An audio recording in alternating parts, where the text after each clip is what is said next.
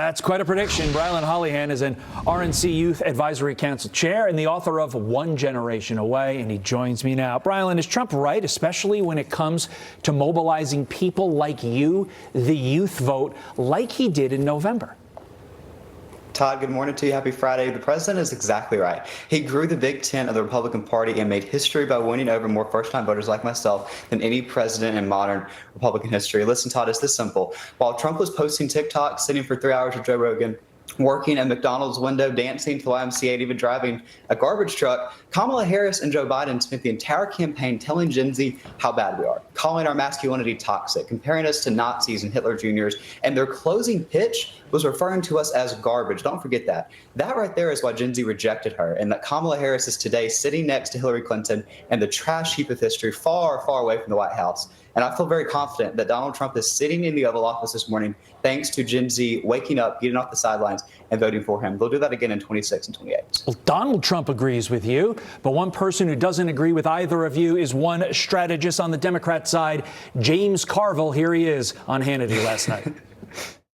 I'm telling the Democrats, just sit there, play possum, let them go, let them go, let them go. Poll numbers are declining. The collapse is already underway. Let's see when they put the Medicaid budget, when they put the $4.5 billion, trillion of tax cuts to wealthy people. Just let the ball come to you. We don't need to be aggressive now. Collapse, Brilyn? Collapse? Are you seeing a collapse, or are you seeing promises made, promises kept, literally in about 30 days?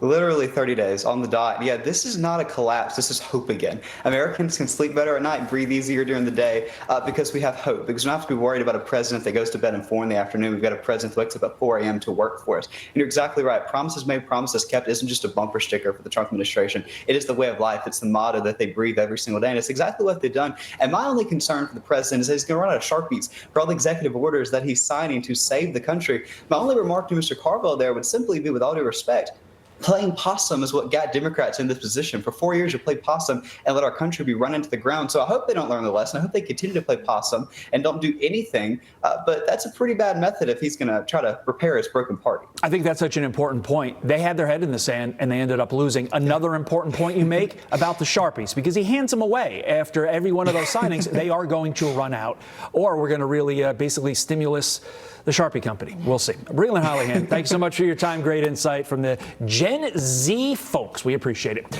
Senior meteorologist Gen Z, we can